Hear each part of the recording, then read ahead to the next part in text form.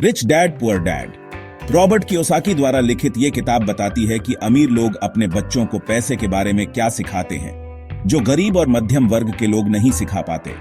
इस किताब का मुख्य उद्देश्य है आपकी सोच को बदलना, आपको पैसे की असली ताकत समझाना और आपको वित्तीय स्वतंत्रता की राह दिखाना। क्या आप जानना चाहते हैं कि अमीर लोग कैसे सोचते हैं? क्या आप चाहते हैं कि पैसा आपके लिए काम करे, न कि आप पैसे के लिए?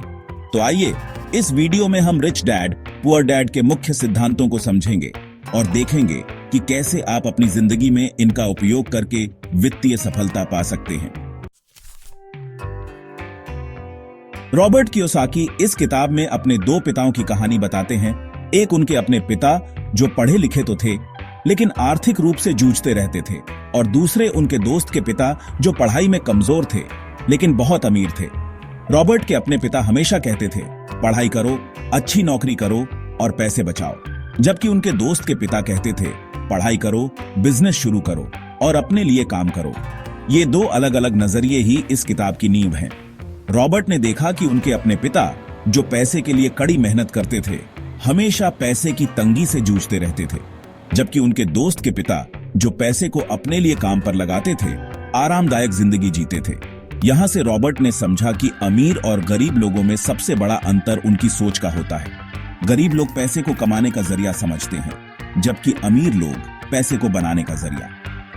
इस चैप्टर में रॉबर्ट हमें यह समझाते हैं कि हमारी परवरिश कैसे हमारी सोच को प्रभावित करती है और कैसे हम अपनी सोच को बदलकर अपनी आर्थिक स्थिति को बदल सकते हैं। अगर आप अपनी जिंदगी में बदलाव लाना चाहते हैं तो सबसे पहले आपको अपनी सोच बदलनी होगी। आपको पैसे के प्रति अपना नजरिया बदलना होगा। अमीर लोग पैसे के लिए काम नहीं करते बल्कि पैसे को अपने लिए काम पर लगाते हैं। यही इस किताब का सबसे महत्वपूर्ण संदेश है।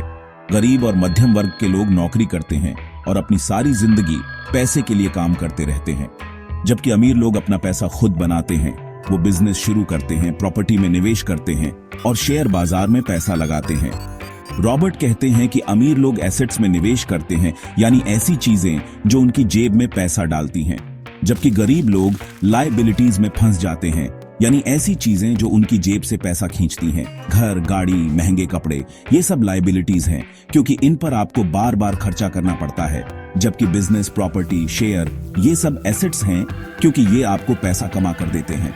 अगर आप अमीर बनना चाहते हैं तो आपको एसेट्स खरीदने होंगे और लायबिलिटीज से बचना होगा। आपको अपने पैसे को आपके लिए काम पर लगाना होगा।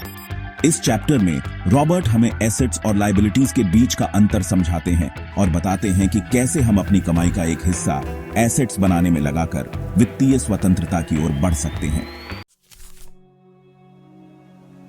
रॉबर्ट कियोसाकी का मानना है कि वित्तीय साक्षरता यानी पैसे की समझ होना जीवन में सफलता पाने के लिए उतना ही जरूरी है जितना कि पढ़ाई लिखाई।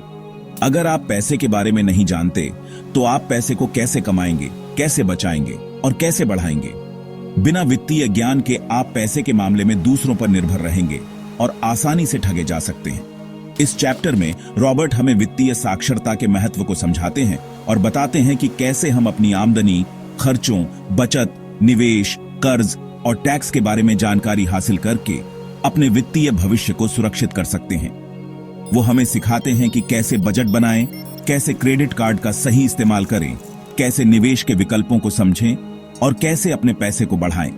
रॉबर्ट का कहना है कि वित्तीय शिक्षा स्कूलों में नहीं दी जाती, इसलिए हमें खुद ही इसे सीखना होगा। किताबें पढ़िए, सेमिनार अटेंड कीजिए, विशेषज्ञों से सलाह लीजिए और अपने वित्तीय ज्ञान को बढ़ाते रहिए।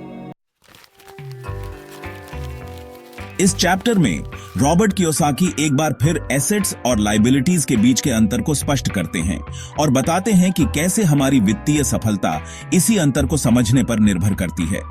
वो कहते हैं कि एसेट्स वो चीजें होती हैं जो आपकी जेब में पैसा डालती हैं, जैसे कि किराए की प्रॉपर्टी, शेयर बिजनेस या कोई भी ऐसी चीज जो आपको नियमित रूप से आय प्रदान करे। वहीं लायबिलिटीज वो चीजें होती हैं जो आपकी जेब से पैसा निकालती हैं, जैसे कि कर्ज, लोन, महंगी गाड़ियां या कोई भी ऐसी चीज जिस पर आपको बार बार खर्चा करना पड़े।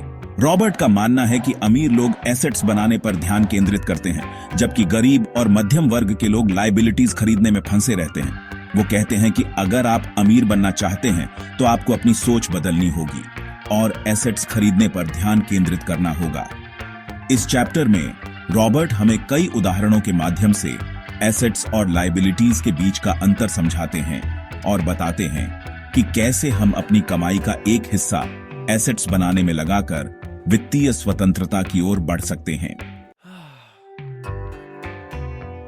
रॉबर्ट कियोसाकी कहते हैं कि डर और लालच दो ऐसी भावनाएं हैं जो हमें वित्तीय रूप से बर्बाद कर सकती हैं। डर हमें रिस्क लेने से रोकता है, जो कि वित्तीय सफलता के लिए बहुत जरूरी है, जबकि लालच हमें जल्दी अमीर बनने के चक्कर में गलत फैसले लेने पर मजबूर करता है।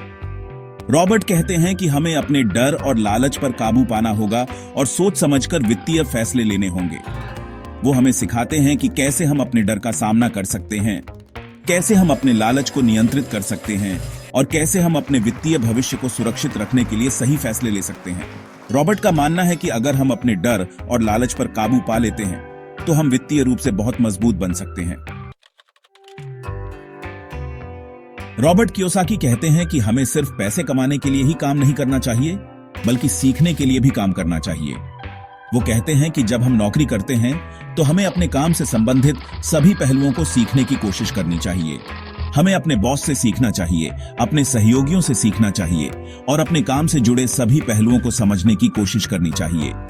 रॉबर्ट कहते हैं कि अगर हम सीखने के लिए काम करेंगे तो हम अपने क्षेत्र में विशेषज्ञ बन जाएंगे और अपनी कीमत बढ़ा लेंगे। वो कहते हैं कि सीखना कभी बंद नहीं होना चाहिए, हमें हमेशा नई चीजें सीखने के लिए तैयार रहना चाहिए। रॉबर्ट का मानना है कि सीखने की प्रक्रिया कभी खत्म नहीं होती और यही प्रक्रिया हमें जीवन में सफलता दिलाती है। रॉबर्ट कियोसाकी का मानना है कि खुद का व्यवसाय शुरू करना वित्तीय स्वतंत्रता पाने का सबसे अच्छा तरीका है। वो कहते हैं कि जब आप नौकरी करते हैं तो आप अपनी समय और अपनी कमाई की सीमा खुद तय नहीं कर सकते, लेकिन जब आप अपना व्यवसाय शुरू करते हैं तो आप अपने बॉस खुद होते हैं और अपनी मर्जी से काम कर सकते हैं। रॉबर्ट कहते हैं कि व्यवसाय शुरू करना जोखिम भरा हो सकता है, लेकिन यह बहुत फायदेमंद भी हो सकता है।